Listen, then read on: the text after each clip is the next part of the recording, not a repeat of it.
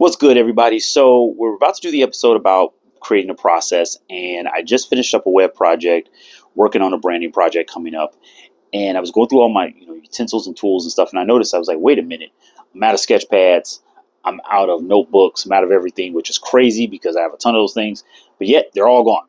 And I was like, okay, well, I got to go shopping for them, but that's a part of my process. So what better way to have this episode than for you guys to see what my process is from start to finish, and then utilize whatever resources, tools we go through.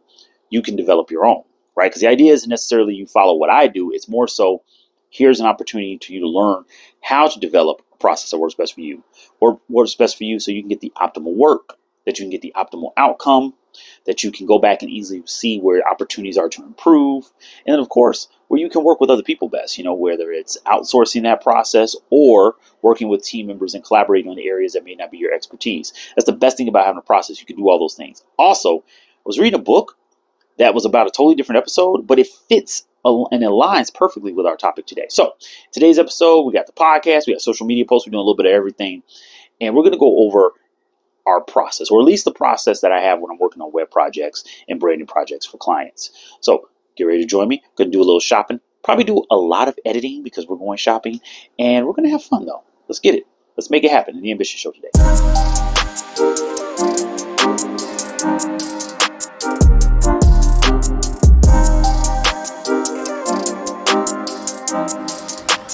Okay, everybody. So the funny thing is I came up with this process. Actually out of fear of not being able to accomplish things. It was basically like I couldn't, and just being real, I couldn't type as fast as I wanted to in college. So what I would do is I would actually handwrite. I know it sounds a little crazy. I didn't have a computer at home either. So I actually had to go to the library. I would handwrite all my papers. Get it always done way ahead of time. Like, if we had a deadline, okay, we had a week to get the paper done. Literally, I would handwrite the whole thing, 2 or 3 days at the most after it was given. So I still had like 4, maybe even 5 days in some cases, right, to get the rest done. I took that from writing and applied it to everything else. I'm like, okay, if I hurry up and just sketch things out, draw things out, write things out, get it down on paper, like I said, get the ideas out there, then bring it back to the digital. Just incorporated that into every step of life and has always helped out. Whenever I'm thinking about something, okay, if I sketch it out, write it down, that'll work, right? And the best part about it was I saw the immediate benefit. Now, I said I came up with this in college, right? So, of course, the immediate benefit was I get more time to party. I get more time to kick it. I get more time to chill with my people. And the funny thing about it, I was have people come to me. I have friends who will be like, hey, you got your paper done already? Oh, man, I still got to do this in classes tomorrow. I got to do this in classes day after tomorrow, or class. I'm about to go to class because we had night class, right? Or somebody's skipping class, or somebody's like, oh no, I got an extension or something like, no, me done with it. That way I can enjoy my Thursday, my Friday, my Saturday, my Sunday. Heck, going into class on Monday, I'm done. I can chill. I can kick it, right? It was literally out of fear of not being able to get that stuff done on time because I couldn't type fast enough. I created and developed that process. So I immediately saw the benefits. Is if I stick to this, right, what works for me, I noticed I would get all my ideas out faster, right? I could come up with a design faster. I started applying it to every little thing to see if it worked. And sure enough, it did. Whether it was a social media campaign later on, I was like, okay, not only am I taking notes, but I'm going to draft the flows. Before I even touched, about to take y'all back now. I know I'm a little old, okay? Before I started touching Microsoft Visio, right? And then now we have Miro, and we have, Liquid Charts, and we have all these other forms to make wireframes and flow charts and process flows. But in the very beginning, before all that, I would draw it out. I would draft it out by hand. I would take pen and paper. That's why I say I had to find the right size sketch pad, because the right size sketch pad had to fit wherever I'm doing a website, I'm drafting up a flow, a digital product. Doesn't matter. Doesn't matter at all. Always has to start there, right? So same thing when it came to fitness and training. Same exact thing. I would sketch out, draft the actual workout breakdown. You know, even though I love to draw, wasn't always the best. So I wouldn't be able to draft all the moves, of course, and stuff like that. That'd be more like a stick figure. Real talk, what I would do is I would draft out and write out the workout plan by the days, the number of reps. Same thing. Exact same standpoint. So the core here is if you come up with a process as early as possible, you can see how it can trickle over. It can go through almost everything that you do, right? It's going to change up. Like I said, in some aspects I would sketch, in some aspects I would write, some aspects I would kind of doodle and get an idea of what I was doing. But at the end of the day, it was coming back to the same format. What works for you? Now, your process could be, and now this is just from a designing standpoint, but your process early on could be, well, if I block out certain time frames to do things, like maybe my process is I initially have a time for brainstorming, then I have a time for getting the ideas. I restrict myself on a specific amount of time to refine the idea, right? The idea is you do what works for you, not for other people. Give you another example, and we're going to get really into what a process is separated from a workflow.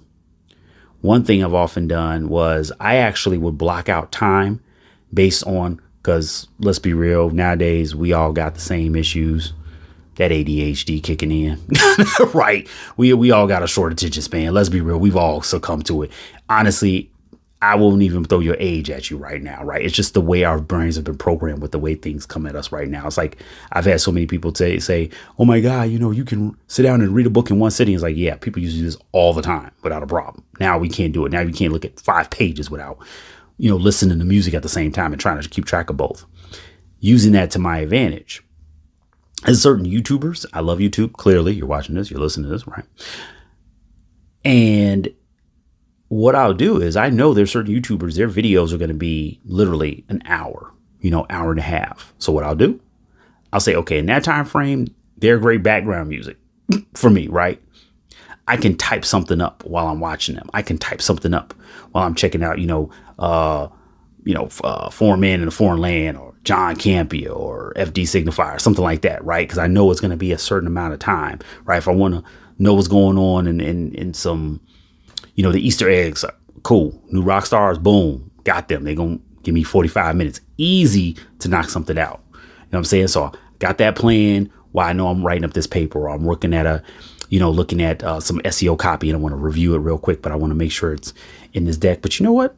I need some background music. So that's one thing you can kind of use what's out there, right? What's technology and kind of that, let's be honest, that's a little short attention span we have, but kind of use it as music to play in the background, but also to give yourself a time frame. Like, hey, by the end of this episode, I want to be done with this, right? Before the next video starts in the playlist, I want to be done with that. It's kind of like a stopwatch, right? It kind of gives you a good way of kind of gauging your work and see how much time you spend on something. So when developing that process, that's kind of early, or specifically ways, right, in different methodologies there. We haven't really gotten to workflow just yet, but I want to separate what a workflow is, because a lot of people do often mix the two up, a process and a workflow. Because what I gave you is more so what'll fit into a process, but a workflow, right, really to break down workflow. So a workflow basically is a series of activities, right? If anything, it's a series of activities, you could say, that are necessary to complete an overall task. To put a task and say it's got done, right? So you're breaking down one task into steps, and each step in that workflow, okay, has a specific step before it to ensure that it gets done. So A, B, C, D, so on and so forth, to get that overall task done. And we see this a lot of times. Notice this a lot when we do like product design, when we're doing web design, right? We'll have that task of a certain section of the website. We have that task of a certain section of the app, right? We'll have a task of a product we're designing, okay? And then we'll break that task down into a series of steps. And that becomes a workflow. Okay. Typically, this is very important when I say about the specific step before the next, and make sure that that step has to happen before the next one, has to happen after. So in other words, C has to come after B, right? But it's definitely before D and E, right? Because you can't get to the next ones without taking, okay? Except for the first step and the last step. The first step, that's what kicks everything off. There's nothing that happens before that. That's that workflow. That last step is the final step. There's nothing after that. That is the workflow. That's kind of that difference between the process and the workflow. Because there's definitely going to be that beginning and that end. That is the workflow. So when I kick off A, nothing had to happen before A. A is that beginning, that starting point for this workflow. That's what says a little different from a process, because a process, you can have a little wiggle room. Like it might not necessarily be, I have to watch, or necessarily I'm timing myself, right? Watching and listening to something while I'm writing. So if I say I want to get an article done, but you know what? I'm going to pop on an episode, of something on YouTube, and I want to get this article done within 45 minutes. My process is, well, you know what? That's my gauge. I make sure to watch that. And then I'm going to write it during that episode, handwrite it, and then I'm going to proofread it afterwards. Doesn't necessarily have to happen like that. I could say, okay, well, I'm going to type it up while I'm watching it, right? Or while I'm listening to a show, and then I'm going to proofread it, right? I could say I'm going to make an outline, handwrite the outline first. I could kind of change up that process, but that workflow is that definitely A, B, C, D, E. That's what I say. It's a little bit different. And this is why I think it often gets mixed up, right? Because a workflow is that sequence of steps involved in moving from the beginning to the end of the task and getting it done. This is why typically when you talk to a person with an engineering mindset, they'll go with a workflow. Now, don't get me wrong, not to say they don't have processes, but they'll go with a workflow mindset, right? They'll think, hey, this has to be the first step. This has to be the last step, right? To ensure that it gets done accurately, which makes sense. And a good workflow or workflows that you fit into your processes. Hey, maybe my process is, give you another example. Maybe my process is I'm watching a show, or at least I have a show on in the background, right? That's how I'm timing myself. I want to get this done, right? I know that episode on YouTube is going to be 45 minutes. So what I'm going to do, and here comes the workflow, and it's kind of inserted within that process. What I'm going to do is I'm going to have that show on for 45 minutes. I'm going to just type all my ideas out. That's my process, is to just get every idea out on paper. Doesn't matter. Doesn't matter if it makes sense. Grammar, just to get out. I want to write this blog article and I want to get it done. Okay. But I'm timing myself 45 minutes. My process is I'll put something on in the background, have it working while I'm writing. Now, the workflow is after I write it down, I have to immediately proofread it. Once I get the whole idea done, it has to be proofread. After it's proofread by me manually, maybe I'll, run it through Grammarly, right? Or run it through another AI tool to help me with punctuation and grammar and making sure everything is typed in and it sounds, not only does it read well, but it also sounds well. It reads as a good story, right? Because even if it's a short article, you want it to have a story, right? You want to have a good solid beginning, middle, end. That way somebody can follow you. That way somebody can really enjoy it. After I do that, then I find the images that match that story, right? Because it's going to be a blog article. After I do that, okay, I start inserting my keywords within the metadata of the image, of the page, the title. After I do that, upload, and I proofread again the draft with the imagery, with everything in the sequence, and making sure I have any affiliate links or link to a product or service, something like that. Once that's done, I upload and I select the date that is going to be published. That's a workflow, right? Fit into your process. Your process and your ultimate goal, right? Because that's what your process is feeding into. Your process is feeding into, I want to get this blog article published, right? I need to get published. I need to put it out there. And I want to make sure it gets done. The workflow ensured that each aspect of this overall goal, this overall task got done. Now you can break it down. You can get even more in depth, but a blog article is a great way to simplify that, right? We can get down to building a website. We can get down to fixing your car. You can take that to anything. That's the cool part about it. And honestly, if you talk to anybody, especially chefs, mechanics, remember I brought up engineers. If you listen to them, they'll give you a breakdown, especially the most successful. And that's really what this is going to, you getting your best work done, right? Showed you my sketch pad. I had to get a specific size. I had to get a specific because of what is going to fit it, what I'm going to be doing, the kind of work I'm going to be doing with it, right? So I know I'm going to get the best work out of what I want to achieve if I'm following along my process. And then I have maybe my different workflows in between those, right? Or in between each process. Now, typically, my process, go over that. Typically, my process is number one, take notes for inspiration, right? And ideas. Whether it's a kickoff meeting, it's an idea, just, something I'm working on. I'll have my notes typically organized, right? I literally have a notepad, a sketch pad, just like you saw. Have a sketch pad specifically for drafting, designing digital products, right? I'll even label some of my sketch pads and some of my notebooks, depending upon what it's specifically assigned to. Just so I don't get anything crossed and I'm not running around looking for things. I look at it the same way as I do any other form of storage, right? Now, this notepad specifically, I will have notes, have my inspiration, have my ideas and stuff like that. Next, what I typically do is I make a statement. This might sound a little interesting, but follow me now. Make a statement. The question and the solution, right? The beginning and the end. What is the goal? Now, the reason why I do that is because it kind of helps me out with, well, what am I trying to get out of this? What am I trying to solve for me?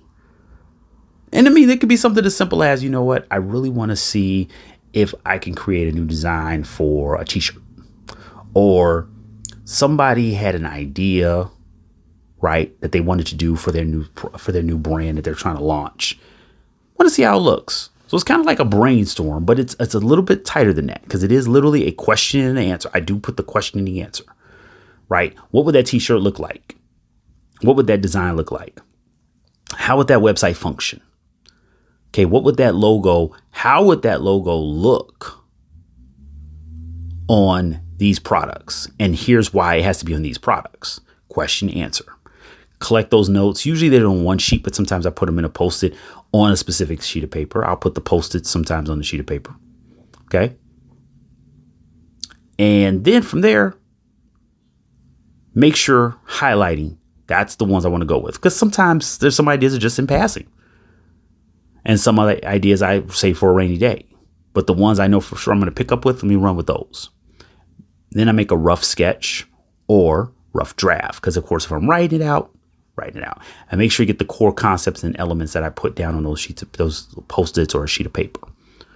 Now, notice I'm going back and forth when I say Post-it or a sheet of paper. Because sometimes it's a sheet of paper. Sometimes it's just a Post-it or a number of Post-its. Post-its. Gotta love them. Gotta love them. You gotta love those things, right? Dang, those guys at 3M. Hey, I'm telling you right now, y'all, sidebar. Sidebar. I keep saying this. I'm going to come up with some graphics for gyms, and now I got to do sidebar. And you know what? We're going to do a video where I just throw out different ideas. I want you guys to select that because I really keep kicking that around. I've got to stop doing this. But sidebar. If you have a great idea like that, Post-its or anything like that, man, try to get some equity out of that company before you sell it. Because it's an interesting story about the Post-it. Very interesting story about the Post-it. So just saying, if you guys got some really cool ideas, try to see how you can run with it on your own or at least lease it to the company you work for or work with. Just saying. Interesting story about Post-its. I could do a whole article. I could do a whole video essay about that. It's an amazing story. Okay, from there, take all those Post-its or sketch, those notes, and could be doodles, could be small sketches, whatever. But whatever those core elements were, and bring them together, right, to draft out what the actual true requirements. Like, that idea doesn't work. That idea doesn't work. Because even though I've taken it from that first stage where I just had everything out there and I said, okay, let me collect them all and basically focus on the highlight some. Even then, you start process of elimination, right? As you start putting ideas together, you start looking at them. And that's why seeing is believing, right? So we start writing it out and you look at everything as one big jumble. You're like, I don't know. That might not work. That sentence doesn't sound right. Or that concept at least doesn't sound right. Okay. Or these two things don't work together.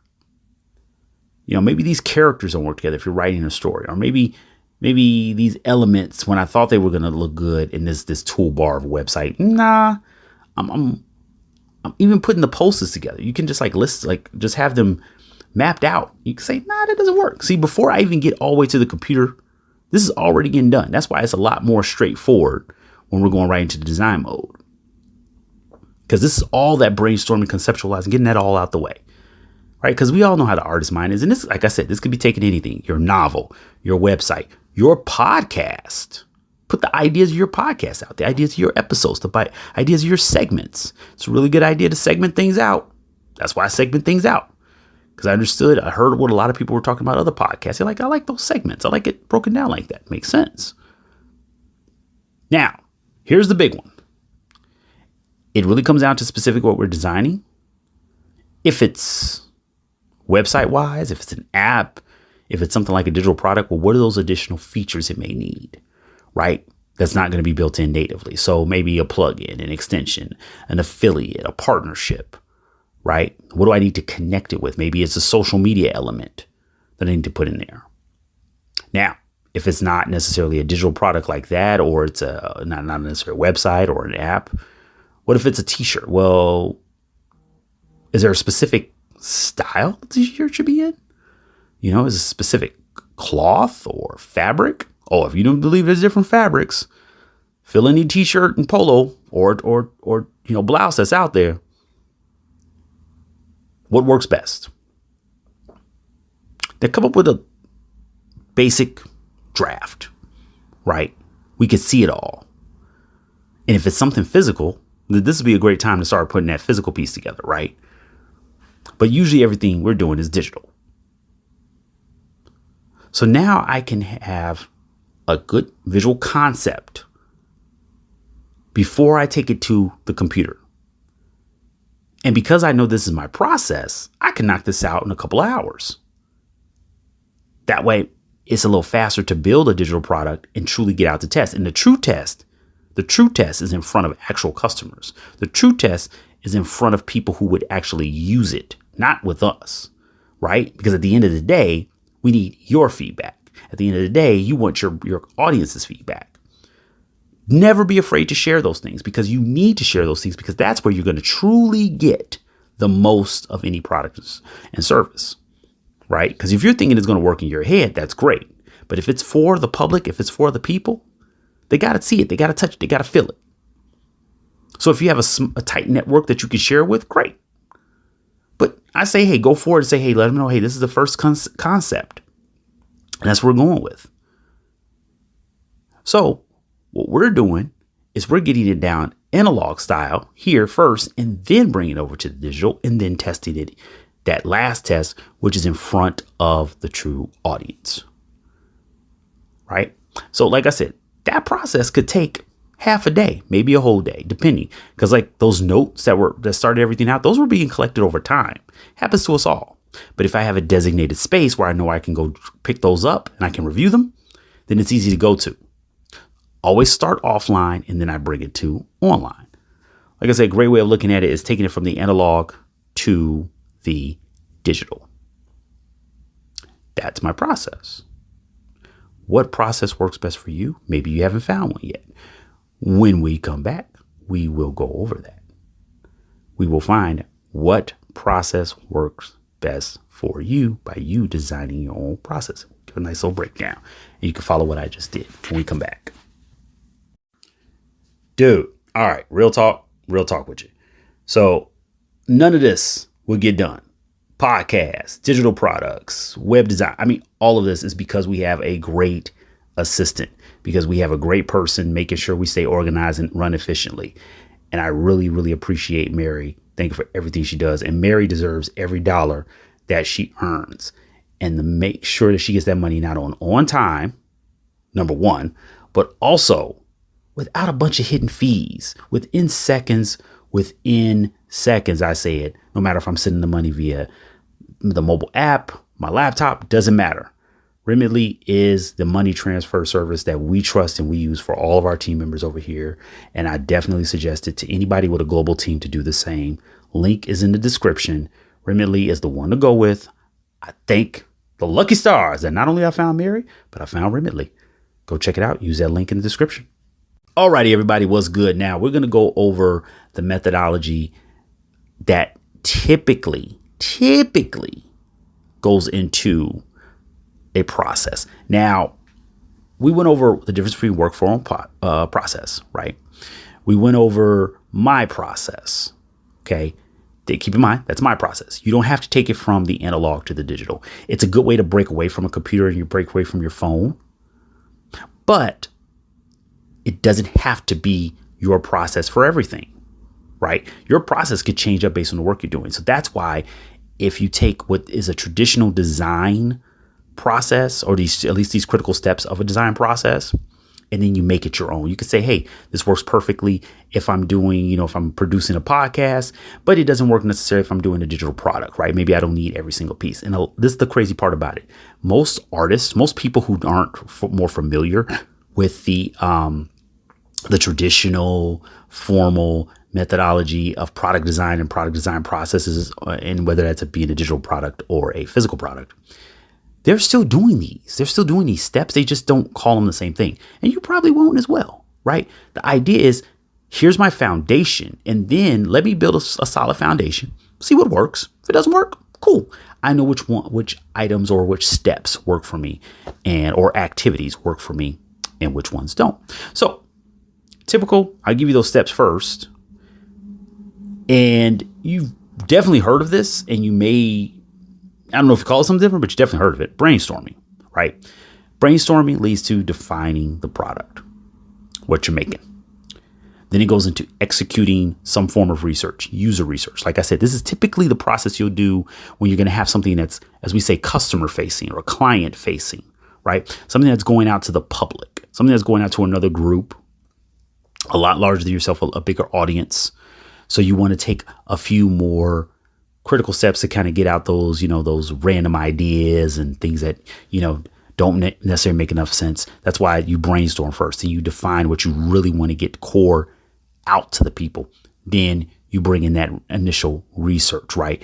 And in getting feedback of, okay, here's some of the aspects of what we're going to push out there, or here's the elements of what we're going to put out there.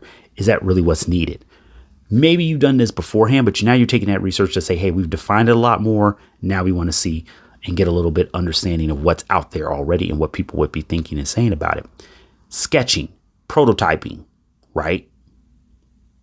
Now, prototyping is really putting something together. Sketching is drafting it, right? Sketching, kind of like you're doing some rough sketches of something.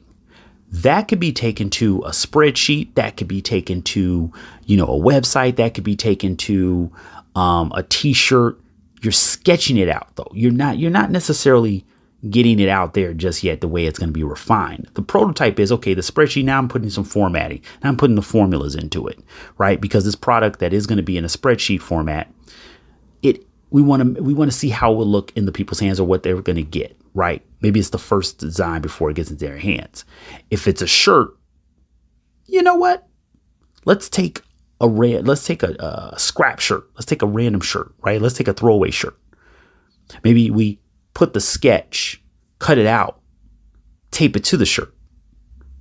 See, The reason why I'm breaking it down like this is because what a lot of people get hung up on prototyping, a lot of people take prototyping to it has to be a finished product. No, that's the worst thing you could do, because now you're putting all your energy just to get the prototype out there, the finished product. That's why I said when I went through my process, I get that done in a day. Now, of course, I don't have a bunch of meetings and we have to record the pod. Maybe I can get it done in a day. But with a prototype, you got to get this out there so you can see it, you can touch it, you can feel it. Hell, if it's a candle, if it's a cologne, you got to smell it. You got to be able to have something to work with. So you take immediately from the sketch to the prototype. Don't get so hung up on it. Specifications. This is when you start to get into refining after you've gone through that prototype phase. Now you get into refining it more, right? What are all the specifications? Remember when I said, like, if I'm doing a website or if we're doing an app or something, it's like, okay, what don't we have? What do we need? Maybe we need some plugins. Maybe we need extensions. Maybe we need some additional. Maybe we need to create something from scratch that we didn't even notice was there. But instead of building, we can buy it, right? We can bring it in. We can connect it. So the specifications compilation, we're checking it off, but we're also saying, hey, is there anything in the specifications that maybe we need something externally, or we need to build again and we need to come back to, because now we have a prototype to work with and we're looking at it, we're seeing it, we're feeling it, we're touching it. Collecting the samples, break it up. Hey, we drafted something. Take pictures of it, review it, put it all together. How does it work? Does it work with the rest of the items of the product line? Right? If we're putting up a website, okay, how does it fit with the other landing pages? Does it have a nice flow to it? Then we test those samples. Let's run it through some tests. If we knew what we were building, we know how we need to test it, right? So if we know a landing page, okay, the buttons, automations, the proper flow, call to action, the text, the copy, all that good stuff. Now, the development process, because we've run through our tests, our tests are successful. We know what to do. We know what to move forward with. We're ready to go. We're solid with everything passing those tests. Now we have a development and production process, right? And this is usually what's going to get broken down to more workflows, because it's a process to develop it, to produce it. So we know one of the workflows is, well, we have to go through the copywriter.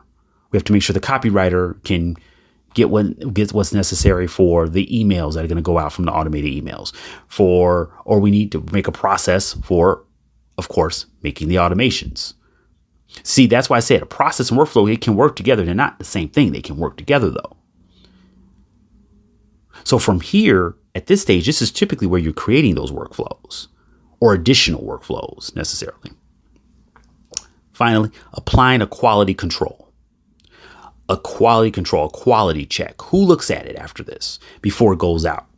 Even though we know at the end of the day, the final product is still a test itself, because you're going to get feedback. You're going to have to refine something. You're going to have to change something. You're going to update something. You're going to improve it based on what people are saying and looking at. But you should always have a process even before that, or you should always have a check at least before that to ensure it met all of your requirements. So who does that quality check? Who's that last line of approval? Who does a review? If it's clothing, because like I said, hey, one of my many past lives, I'm coming from clothing. Okay. Who's the model that's going to wear it? Who's the model that's going to take the pictures, feel it, walk around? One product line, I'll give you sidebar. So one time we were doing something with the leggings and the jeans, and specifically had one model going to give you a pair, go out, kick it, go to clubs or go hang out with your friends, whatever you're doing. Here's a couple weeks, wear the items, tell us how you feel, and also get feedback. Because even at this stage, if we have an opportunity to fix something, we've already have it in a list. Hey, this is the quality check, right? Looking at it from an agile process, not to throw another terminology at you, just saying that's another, my project management hat. I can't ever take that hat off. It's literally glued to my head probably right now. But it's important to still say, hey, if we have some wiggle room, let's take it. But we need that last quality check. Okay. So key elements. Good Lord, people. Key elements to creating your process and workflow. I know I've had a long day. I just finished some work. Bear with me, y'all. Bear with me. Steps you can quickly start and repeat. Notice how I said about my sketch and when I had my sketch pad, I was looking for that and everything. I can quickly sketch, draft the ideas, get them on posters or get them on a sheet of paper. Can't do that. All right, don't want to do that. Move on. Do it again. Right? I can take another sheet of paper, try something else or sketch something out. Is it something you can quickly start and repeat? Right? That's going to help your process, because when you're creating a process, you don't want the process to be a process. You don't want it just to get it started. You got to go through all this back work. You know what I'm saying? I can pull the sketch pad out off the shelf, get to drafting something out. Got to know that's the first thing I want to do. I could take the Post-its, put them on my little board. I know it's the first thing, any quick thing I could get done. One of the aspects of that process and workflow is to reduce the barriers, right? Just to get started on the finished product, right? I'm focusing on that finished product. That's my ultimate goal. You're reducing those barriers. That's why you want a process and a workflow. I'll give you an example of a process that you can use towards fitness. And it helped me get to the best shape I was ever in my life, right? Number one, it would always start, and I took this from plenty of other people who were doing, who were reaching their fitness goals. They would do meal prep before the week started, before they got so bogged down and busy, and they literally would have a specific amount of time that they would cook doing meal prep. Now, I wasn't so much focused on the meal prep. I started with that. But I didn't do that every week. What really helped me succeed was the next point of their process. They made sure they did these three things. Meal prep was always Sunday before the busy week got started, right? Things that could hold up for at least the first 2-3 days, right? Simple stuff. Overnight oats, right? Because overnight oats, that's literally what it's something more healthier, and it's going to help them be full in the morning, right? So that they would have that ready to go. They would start those off on Sunday, do the same thing on Monday, have those overnight oats go, but cut up all their fruit, cut up all their veggies, and have them in sealed containers. But it was, like I said, it was the next steps that really kicked it off for me. They would have their outfits already set up. Literally the fitness outfit for Monday, Tuesday, Wednesday. Because they're like, hey, those are the busiest days out of the week. Or typically for anybody, especially with a day job, if they weren't a fitness professional, have those outfits ready to go. And even the personal trainers that I knew, they did the same thing. They're like, no, I have my outfits ready. Know what am I going to wear today? What am I going to now? Weather, of course, but they would typically know the weather that week, right? They would watch the weather, make sure they were prepared for it, especially if they were going to do outdoor work. The last one, this is the one. Not only would they know exactly what workout they were going to do, right?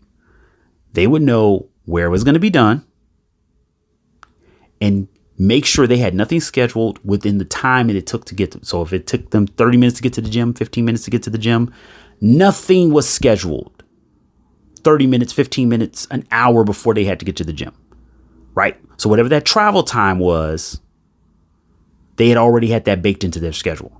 So it wasn't like, oh, I'm going to go to the gym at 1 o'clock, but I have a meeting from 12 to 1. It was, I'm going to go to the gym at 1 o'clock and I have a meeting, right, from 11 to 12, if it took them maybe an hour to get to the gym. My last meeting is at 12:30 because it takes me 15 minutes to get to the gym, but I'm going to make sure my last meeting is at 12:30. If they were going to the gym before work, their first meeting was more than enough time for them to get done with their workout, cleaned up, ready to go to get to work, enough time to get to work, and maybe a 5, 10, 15 minute buffer between the time they get into work to their first meeting. That's the one that really saved me, because usually what happens? You're trying to get to the gym. Oh man, I'm going to be late because I'm just getting out of a meeting. I'm trying to get to the gym, or I'm trying to make a class, or I'm trying to get to the park at a certain point in time. So I have to get back home. Bag packed, ready to go. Travel time baked into the schedule. I never was able to miss a workout. I didn't have any excuses at that point. Meals wise, I would just watch what I was eating, because if I couldn't didn't have the meal prep ready, I just still watch what I was eating, but I would never miss that workout. And I was able to make those workouts. Like I said, reach the best fitness goals of my life doing that because I had that process in place, right? You could take that to anything. It reduced the barrier of me accomplishing the goal, the process. The next thing, a key element, create a space where everything can be collected. Like I said, remember, I have all those specific one notebook, one notepad, one sketch pad for different products. Different projects and products, actually, in some cases. Very few cases I do it by product. I do it more by projects, right? So all my web projects, one sketch pad. All my digital products, projects, one sketch pad, one notepad. But if a product is big enough and it needs to take up that much space, then I will have it broken down. Okay, I've had one website that dedicated to one sketch pad, all my ideas, my process flows, my everything going in here. The reason why you want to do this, you don't want to make the barrier of you succeeding just trying to find what you're looking for to work on, right? This is why when I see certain folder structures for people, it just bothers my mind because I'm like, dude, you don't know where you're because I think about that, how hard that would be. And unfortunately, you would be creating anxiety for yourself that stops you from reaching your goal, prevents you from doing what you want to do. I can't find my photo. How many times have you thought about this? If you worked on a project, I can't find my photos. I can't find the files. You get so upset. You get so angry. You get so freaked out. You get so, you just stop. Take a break. You walk away from the desk and you probably never come back. Or if you do come back, you're not in the same creative state of mind. Can't tell you right now. Honestly, it was not until I really started focusing on, funny enough, building things for other people that I got that organized when it came to the digital aspect too. Right? I was like, hey, if I'm doing this already for sketch pads and notepads, why not do the same thing for my folders? Yeah, each client has a folder, but I'm breaking my projects down. Like, perfect example. When I take a trip, I'll typically break down my folders in two ways, right? I have it broken down by the day and I've broken down by the activity. Now, I definitely do it by the day, but sometimes I get down to the activity, especially if I'm doing a lot in one day and I'm like, man, I want to find those photos, those videos of when I went ziplining, or I want to find those videos and those photos when we went out to, go see the people dancing in the street. So I have that specifically. Okay, we're going to go to this park and that's when people are going to be dancing in the park. Boom. That was part of this day, that event, that activity. That saves so much time when I'm just being real, trying to show off my trips. But also if I'm using that for any type of video or any type of work. So one-stop repository. It's best to have one-stop repository. Oh, they're in the cloud. That's great. Where? That could be anywhere. There's a lot of clouds up there. Now, I'm not even trying to be bogus and sarcastic. I'm just being real. There's a lot of freaking clouds. And I mean, literally, there's a lot of cloud services, right? So it could be Carbonite. It could be Dropbox. It could be Box. It could be, Drive. It could be anything. I literally have it broken down by that. Dropbox is for this. Google Drive is for that. OneDrive is for Microsoft OneDrive is for this. I have it broken down that far. Because then if somebody said, hey, we need files from this past client. Oh, that's all in their Dropbox. Because we started using Dropbox for clients. Made it easier for us to share with them and protect them. So have your process to reduce those barriers. Have that process to immediately get started and reach that goal you want. Have that process to make it easier and show off your photos from your last vacation. But have your process, right? Whatever it may be. Now, best tools online for process. Man, there's a lot of them. But the way I look at it like this. Number one, you want collaboration. Number two. And some people put this as number one, but this is number two for me. You want it to where they have a really good free as well as premium, but really, it's really extensive free versions because it reduces that barrier of entry just to use that tool. The only reason why I put this as number two is because there are some free tools They're really extensive, right? They have great apps, they have great integrations, but they're not necessarily the best for collaboration, right? And you really need to collaborate, because typically we're making this process because we're trying to get something out into the world. And a lot of times we're working with other people, right? When Mary needs to get to certain things we're working on, barrier of entry for Mary can't be, hey, Aaron, I need to have another premium license or another premium account, right? On top of the one we already may have, right? Oh, I need to have another account access. No, it's got to be a good tool for collaboration, number one, first and foremost. It makes it easy for you to test it, to show other people, to break it down, to build it, to refine it, that kind of stuff. Then, yeah, if they have a good, robust, free program or free offering, because you want to use the free offering before you really invest in something. I'm sorry. Anybody who's building software, especially software platforms, SaaS, anything that's out there right now, if you don't have a free offering, you're missing out. Now, I understand that people want to make money, but I'm telling you also, you guys out there as small business owners and entrepreneurs, listen to this, man. What it comes down to, we got to make sure our dollars are working for us, right?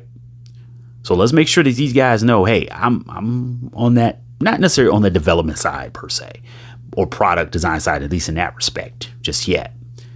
But let's just be real with them. They got to have a free offering, because honestly, where we're putting our time and our money, our effort and our energy into, right, it's got to be able to give it back to us. So even if it's a free trial. So I would definitely say that's number 2 when it comes to a core element of picking the best tool. It's got to have a nice, robust free element, or a free offering, I should say, free plan that you can really utilize it, break it down and say, hey, you know what? Now I'm ready to get the enterprise version. I'm ready to get the premium version, or the deluxe version, or platinum version, whatever we want to call it today, right? Because it's everything. You got premium, platinum, super exclusive, super Street Fighter. Oh, that's a whole nother thing. Sorry about that. I went back to my fighting game days. But got to make sure it's a good free offering. And finally, integrations, right? I said it's got to be robust for collaboration, just so other users can come into it and utilize it as well, especially your potentially your customers. But this is important nowadays because of the simple fact that we have so many different tools that we use. Integrations, right? If you don't have proper integrations where Asana can connect with Slack can connect with Teams, Canva can connect with MailChimp and Dropbox. These tools are essential, right? And you're making a product, hopefully to get out to the world. You got to test it. They got to see it. You got to prototype it. You got to sketch it. You got to do all those things. So, my opinion, the best tools for that, I would say, number 1, from a design perspective at least, and you can take it to so many other areas. Canva is a great tool, is a great product, great service. Notion is another one. Mary, once again, hit me to Notion. Thanks. Good looking out, Mary. Miro, cannot deny. When I discovered Miro, that literally saved me hours of work. I mean, we've gone so far beyond some of the old, product road mapping tools that are out there. But Miro is phenomenal, and it's getting better. They keep dropping new things with Miro. So I would definitely suggest Miro. Google Drive. I love Google Drive. Hats off to the people who developed Google Drive, and specifically the other components of Google Drive, or the things that make Google Drive one of the best tools for a team overall. Google Docs, Google Sheets, they're always improving them. I mean, there's still things being developed to make it basically replace the old school word processing and spreadsheet tools that you use, but you can't deny the power of Google Drive and all those apps that are within it. And then from a project management standpoint, from just a time management standpoint, even if you will, Asana. I love Asana. It's my favorite project management tool just because it's easy to use, easy to get started, and easy to integrate with others.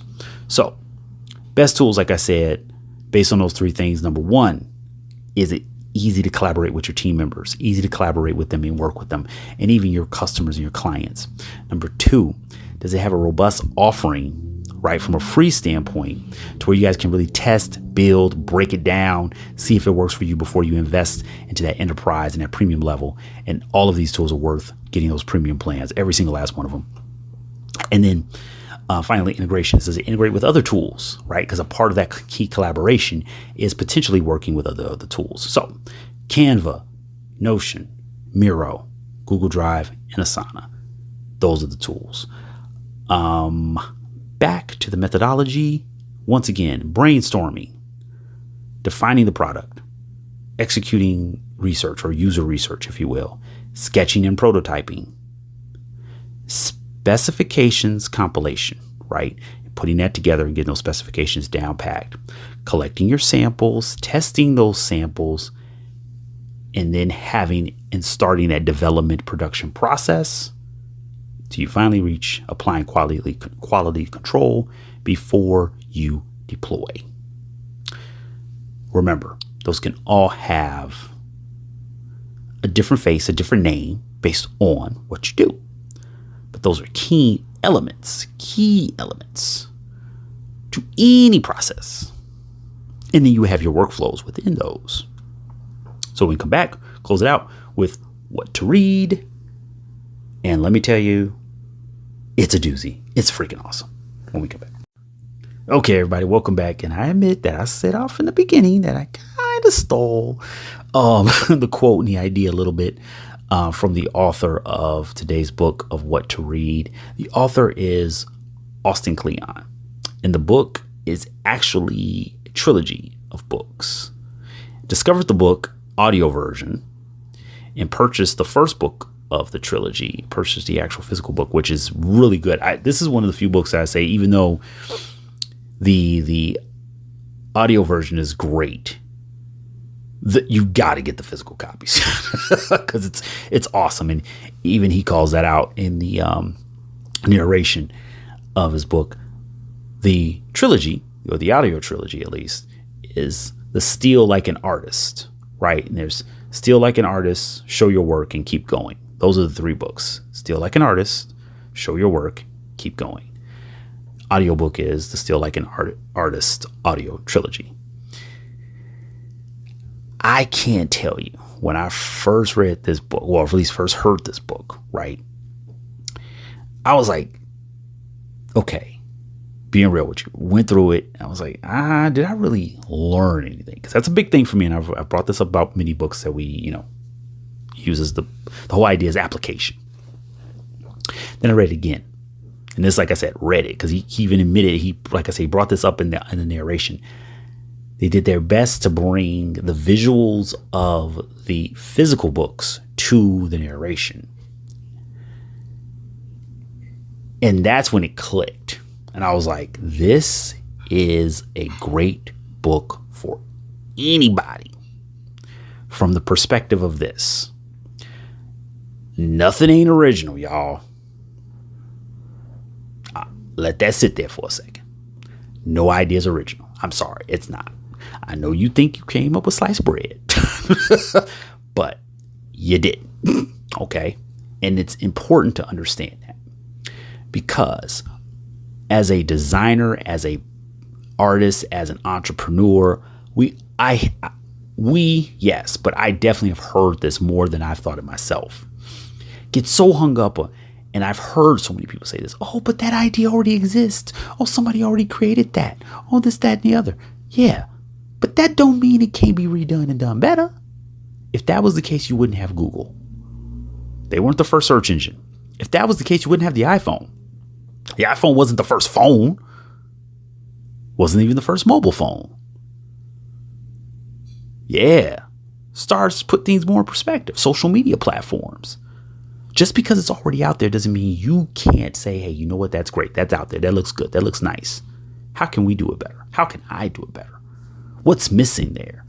Or better yet, that's great inspiration for me to say, you know what? I can run forward with my ideas. Think about it this way. An idea like Facebook, if you went to an investor in 1980, 1985, 1990, 1995 with Facebook, same exact thing, the way it looks right now as $1 billion corporation. you know you're going to get laughed in your face. I don't care how much money you have. I don't care what your name is. Has to start somewhere. But here's the funny part about that. Facebook didn't start social networking. There were dozens of social media platforms before it became known as social media. There were dozens of platforms for people to network and connect themselves. And for anybody who says, oh, it all started with Facebook or it all started with Instagram. Well, no, that definitely can't be the case because Facebook came out before Instagram and MySpace was around way before both of them. When you read a book that not only sparks, but rejuvenates, right? Any motivation. That's when I say that book is actually doing something, but it's up to you to apply it. The cool part about what Alston does here is he gives you things to do. And sometimes we need that outside force to say, hey, try this, try that, try this. And every conversation where I've ever had that come up, I've never thought about that before. I never looked at it that way before. There's always a reply or response I hear. Because that person's looking at it from the outside, right? They're not jaded. They don't have all those other things going on. Things that are pushing down your motivation, putting down your inspiration, pushing down your creativity. And a creator, an entrepreneur, that's anything. Like I said, I always say this. Entrepreneurship is not a profession and it's not a career. It's a lifestyle. Mathematicians, programmers, engineers, architects, lawyers, they can all be artists. They can all be entrepreneurs. Artist and entrepreneur, those are not professions and careers. You're a painter. You paint. Okay. Illustrator. Okay. Graphic designer. Okay. And if you don't believe an accountant can be an artist, I can tell you right now, I've seen accountants who can, and I do mean properly, speak to the spreadsheet, speak to the financial statements. See, people think numbers speak for themselves. Yeah, but there's always a story. There's a presentation of data, right?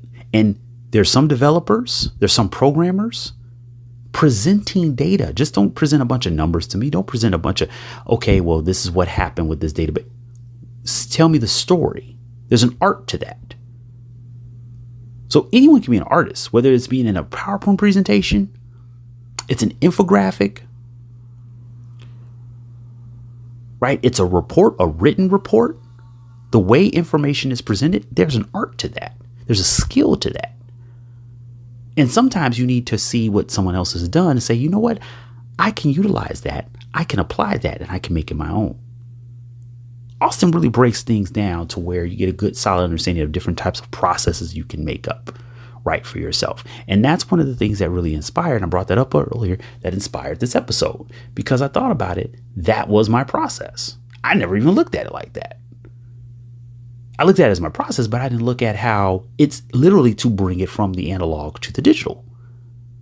And it's designed that way because that's what works best for me. But also it's a great way to get away from a computer. It's a great way to get from a screen. It's a great way to separate that and then bring it back together. Because look what I'm doing. I'm making a website. I'm drawing it and then I'm mocking it up on a computer, right?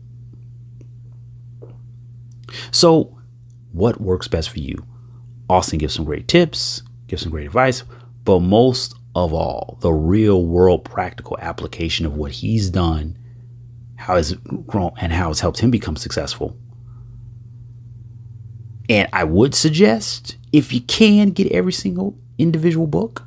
Links are in the description of this episode. The audiobook is great. But man, you can see those pictures. Right? You can see that breakdown. It's freaking fantastic. So, the Steal Like an Artist audio trilogy. But if you can, Steal Like an Artist, Show Your Work, and keep going. Those are the 3 individual books, if you can pick those up. And I always do suggest a book that is, of course, available in audio and physical copy. But sometimes, man, those physical copies ain't nothing like reading a book and holding it. And once again, taking it from the analog to the digital. right? It's something about that for me, and maybe it's something about that for you as well. So that is the book of the day. Alston Kleon. Hey, I'm giving you full credit. Please don't sue me, man. I'm bring it from the analog to the digital. Please don't sue me at all. But let me tell you right now, that is by far one of the best books I think you can read as an artist, as an entrepreneur, as a person who's just trying to bring that creativity and be proud of that creativity and encourage that creativity. And no matter what your profession may be, and no matter what your lifestyle may be, right? It's a great book to help empower it. And once again, take a step back and say, you know what? It might be out there already, but let me rearrange it. It might be out there already, but I can re-engineer it. It might be out there already, but it's not out there for me. And that's what's going to make it better. So with that, links in the description below to Miro and Canva to get you started, to get you going, to get you moving. Because like I said, keys to the best tools, right? And picking the best tools. Number one, it's good for collaboration. Number two, does it have a good free offering to where you can get the most out of it, test it, see what works for you, and make sure it works good for your team. And then the integrations. Are the integrations there to where you can bring other tools together and get the most for not only your team, but your ultimate clients, your customers, whatever audience you're touching, right? Whatever audience you're trying to get your products and services in front of. So do you get the most out of those? And these are two of the most powerful collaborative tools, some of the best creative tools that are out there right now. Canva and Miro, links in the description. Check them out. Let me know what you think. Let me know what you think. And someone offered this. I would love to know, hey, if you got an idea for one of these, we're going to do a tutorial video. Somebody asked for like a tutorial on certain aspects of Canva.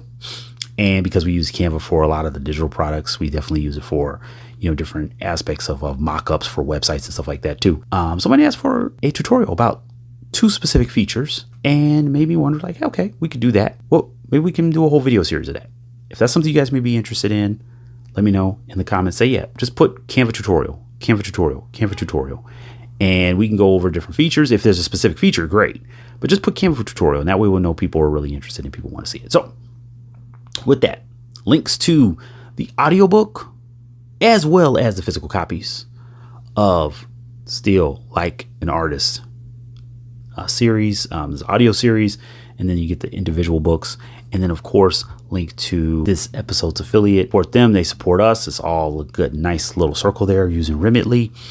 And, of course, links to getting started with Miro and Canva, just to get you started on the collaborative tools. And we would love to know if you're interested in a Canva tutorial. So with that, y'all, thank you so much for joining us another episode of The Ambition Show. This is all about saving time, creating a process and a workflow to help you save time and your sanity. Because let me tell you, a process will save you sanity and help you get started a lot faster. Thank you for joining us once again. I've been your host, Aaron Muhammad. Peace.